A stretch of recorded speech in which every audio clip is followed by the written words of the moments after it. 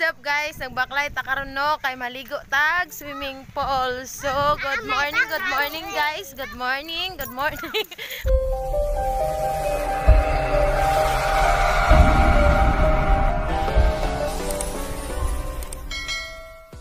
So, dari ko sa Matubangan.